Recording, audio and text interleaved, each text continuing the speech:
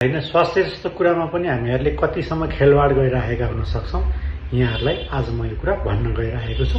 एकजना बिरामी हुनुहुन्थ्यो, 8 वर्षदेखि बेला बेलामा दिशामा रगत आउने जाने हुने, अनि बेलामा डाक्टरलाई देखाउनु रहेछ, कहिले कुन हस्पिटल जाने, अनि कोलोनोस्कोपी गर्नुहोस् भनेपछि चाहिँ उहाँ कोलोनोस्कोपी नगरिकन हिँडिहाल्ने।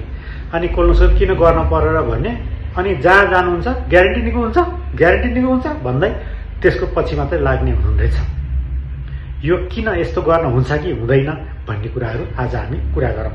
नमस्ते, म डाक्टर हरि शरण आर्य, कन्सल्टेन्ट फिजिशियन तथा प्रोक्टोलोजी एक्सपर्ट। 18 वर्षदेखि यहाँहरूको सेवामा लागिराखेको छु र 18 वर्षदेखि piles fistula fissure, pilonidal sinus तथा ग्यास्ट्राइटिसहरूको सफल रूपमा उपचार गर्दै आइराखेको छु।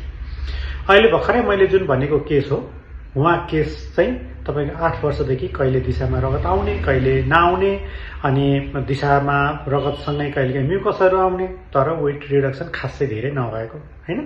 त्यो हुनाले उहाँ चाहिँ प्रत्येक हस्पिटलहरुमा बेला बेलामा जाने, भिजिटिङ गर्न गए जस्तो हैन, घुम्न गए जस्तो जाने, हस्पिटल जाने, अनि डाक्टर साहबले यो जाँच गर्नुहोस्, कोलोनोस्कोपी गर्नुहोस् भनेपछि अनि नेक्स्ट टाइमदेखि फलोअप पनि नजाने।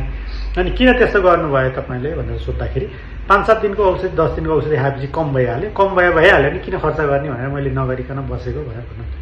के हामीले दिशा गर्ने ठाउँबाट रगत आयो भने डराउनु पर्छ कि पर्दैन, आत्तिने नै स्थिति हुन्छ या हल्का केयर मात्रै गर्नुपर्छ, त्यो कुरा तपाईहरुलाई भन्न गइरहेको छु। यो आफ्नो साथीहरू अथवा परिवारलाई पनि सेयर गर्न नभुल्नु होला।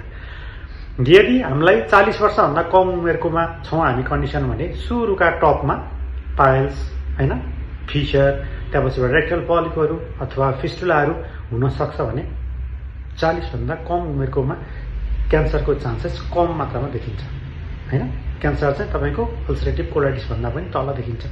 त्यो अवस्थामा हो भने त्यति धेरै डराउनु पर्ने नहुन पनि सक्छ। तर दिशामा रगत देखियो भने यो सामान्य हो भनेर घरमा कुनै पनि हालतमा बस्न हुँदैन, तपाईले डाक्टरलाई देखाउनै पर्छ।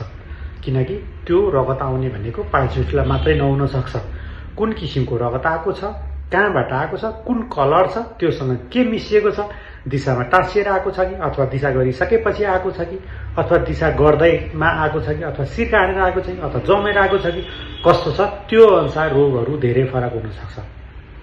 यही कुरा यदि 40 वर्ष काटिसकेका मान्छेहरूमा हकमा छ अथवा 50 वर्ष काटेका मान्छेहरूमा छ भने अब चाहिँ डराउनु पर्छ है। किनकि त्यो भनेको पाइल्स फिस्टुला फिसरहरू हुन त माथि नै आउँछन् त्यसमा पनि, तर क्यान्सर हुने चान्स धेरैमा एकदम प्रबल हुन सक्छ। त्यो हुनाले गर्दाखेरि यहाँ तल देखाइएको जुन लिस्ट छ तपाईलाई, त्यो लिस्ट पनि एकचोटि हेर्नु होला। तर 40 काटिसक्नु भएको छ भने र दिशामा रगत आएको छ भने चाहिँ तपाईहरुले अब डराउनु पर्छ।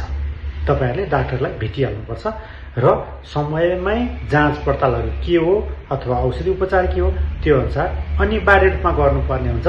अन्यथा पछि गएर लेट पनि हुन सक्छ है। त्यो हुनाले गर्दा समयमा आफ्नो स्वास्थ्यप्रति आफै सजग बनौ।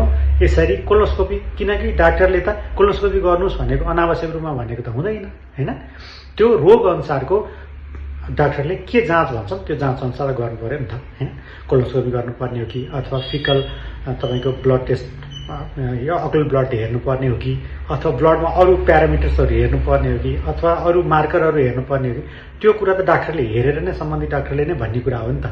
उत्तिकै औषधि पसलमा गएर औषधि लिएर खाएर मात्रै केही समयलाई मलाई कम भयो, रगत आउन कम भयो, अब किन मैले जताउन जाने भनेर कहिले पनि बस्नु हुँदैन। किनकि औषधि पसलले त सिम्टोमेटिकली तपाईलाई औषधि दिएर केही समयलाई रगत रोक्ने औषधि मात्रै दिन्छन्। त्यो भनेको तपाईको पर्मानेन्ट इलाज होइन। त्यसले चाहिँ तपाईको रोगलाई दबाइराख्छ अनि तपाईको रोग जतिखेर पनि बस्ट आउट हुन सक्छ। त्यो हुनाले गर्दाखेरि समयमै केयर गर्नुहोस्, आफ्नो स्वास्थ्यको ख्याल गर्नु होला। यदि दिशामा रगत देखियो भने त्यसलाई खेलाँची नसोच्नु होला, त्यो तुरुन्तै जचाउन गइहाल्नु होला। हस्, नमस्ते, धन्यवाद।